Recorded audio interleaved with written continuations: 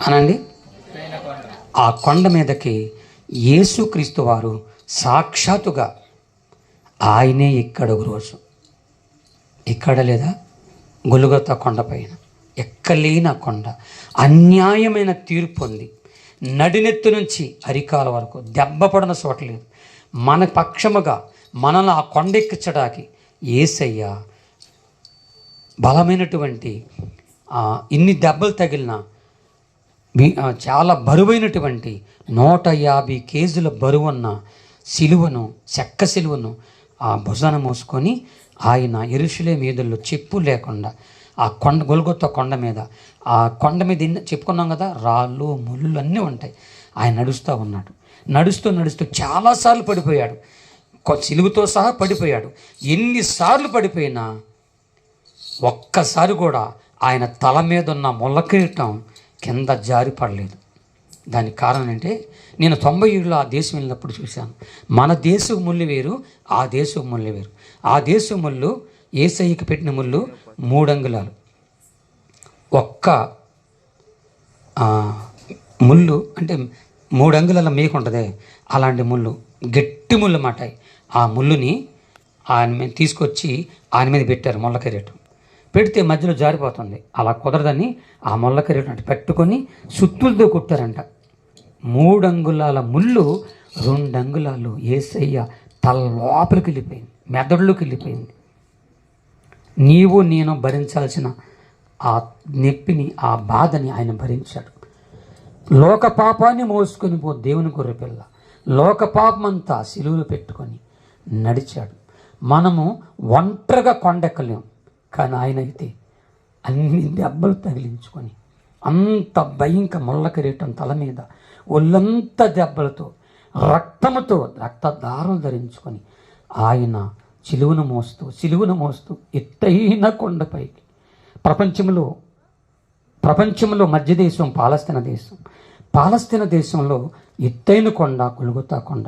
ఆ కొండపైన 2 సిలువలు ఎత్తైన సిలువ యేసయ్య సిలువ. ఆయన సిలువలో పెట్టారు.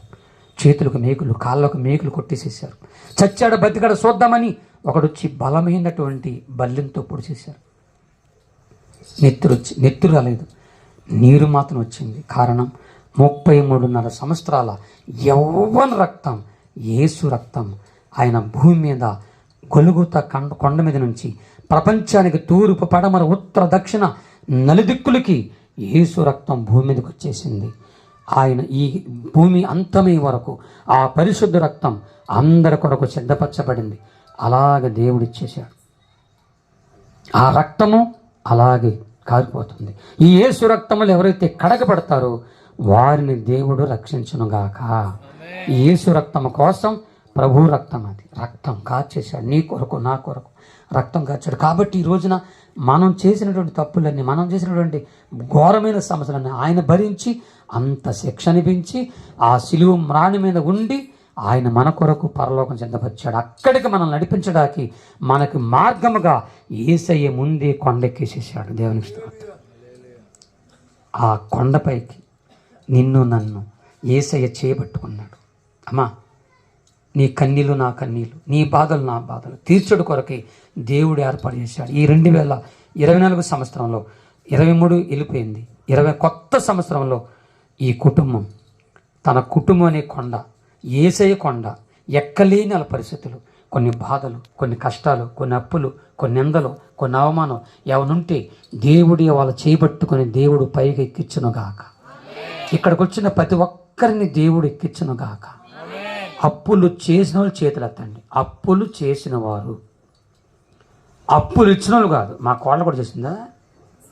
ఎత్తండి. అప్పులు చేసిన వాళ్ళు,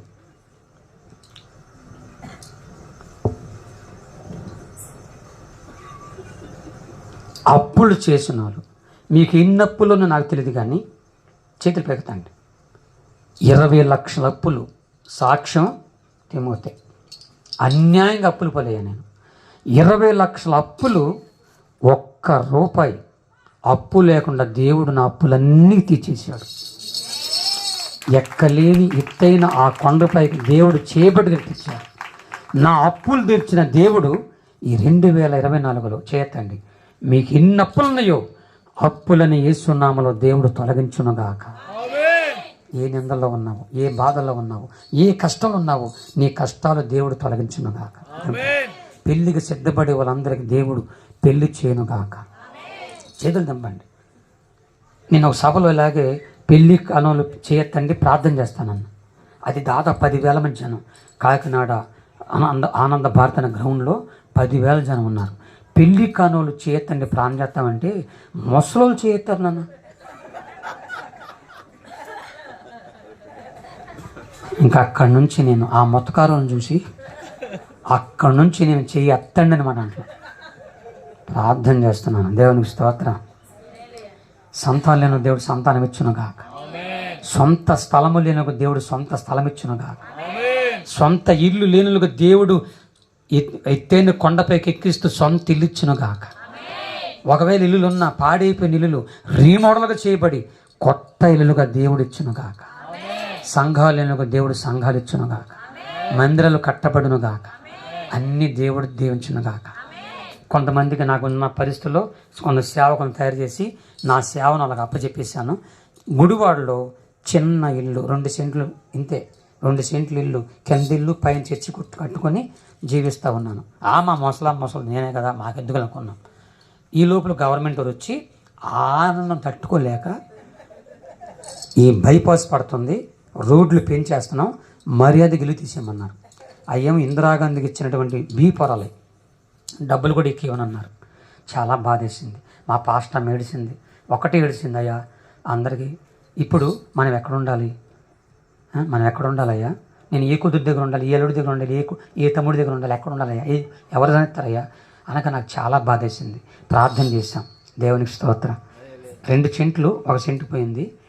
ప్రభువా మాకు ఎక్కడన్నా సాయం చేయి. చెప్పారు, మాకు చెప్పారు, మన డబ్బులు తక్కువ వస్తాయి, పొరాలు ఎక్కువ రావు అన్నారు. ప్రార్థన చేశాం.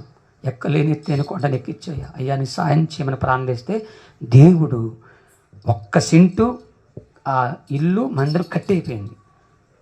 30 లక్షలు దేవుడు ఇచ్చాడు. దేవునికి స్తోత్రం. ఎక్కలేని ఎత్తైన కొండపైకి ఎక్కించాడు. Praise lord. ఆ 30 లక్షలు తీసుకొని ఎక్కడైనా దేవుడు సహాయం చేయాలని కోరుకొని ప్రార్థన చేసుకుంటే ఖర్చులను పోగా 20 లక్షలు వచ్చినాయి. ప్రార్థన చేసుకుంటే విజయవాడ నున్న దగ్గర, నున్నలోనే ఒక 2 కిలోమీటర్ల దూరంలో నా ఆశ ఏంటంటే నేను చనిపోకముందు ఒక మంచి మందిరం కట్టుకొని అక్కడ సేవ చేస్తూ మొత్తం దేశం అంతా ఆశ నాకు.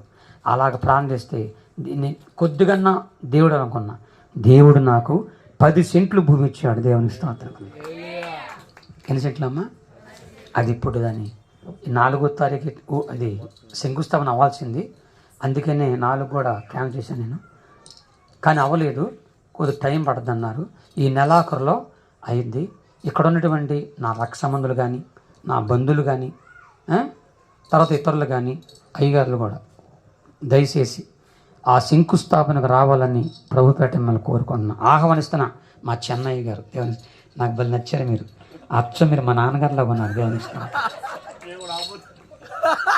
ఆంబూ ట్యాంక్ అని చెప్పను కానీ అలా ఉన్నారు. దేవునికి స్తోత్రం కలుగునుగా. అమ్మా చాలా సంతోషం. ఈ ఆనందం, ఈ సంతోషం. దేవుడు ఎవరిని ఎప్పుడు మోసం చేయడు. ఆయన చేయి పట్టుకుంటూ వదలడు. మనమను వదిలేస్తాం కానీ ఆయన వదలడు, పట్టుకుని లేపుతాడు. మా రాంబాబుని, కోడల్ని, పిల్లల్ని, అలాగే ఇక్కడ వచ్చిన బంధుమిత్రులు అందరిని కూడా, అలాగే ఇతర సంఘస్థులు, విశ్వాసులారా మిమ్మల్ని అందరిని కూడా యేసయ్య దీవించబోతున్నాడు. ఈ 2024లో ఎక్కలేని ఎత్తైన కొండపైకి మన చేయబట్టుకుని ఆయన ఎత్తబోతున్నాడు. మనం ఎక్కలేము, ఆయనే చేతి పెట్టుకుంటాడు.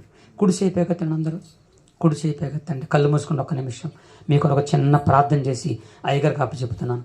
అయ్యగారు కొన్ని నిమిషాలు మనతో కొన్ని మాటలు మాట్లాడి ఆశీర్వాద ప్రార్థన చేస్తాడు. కుడిసేపు ఎగతండి, చిన్న ప్రార్థన చేసుకుందాం. చిన్న ప్రార్థన. ప్రభువానికి స్తోత్రాలు నాయన. ఎక్కలేని ఎత్తైన కొండపైకి నన్ను ఎక్కించండి అయ్యా, నన్ను ఎక్కించండి ప్రభువానికి స్తోత్రాలు.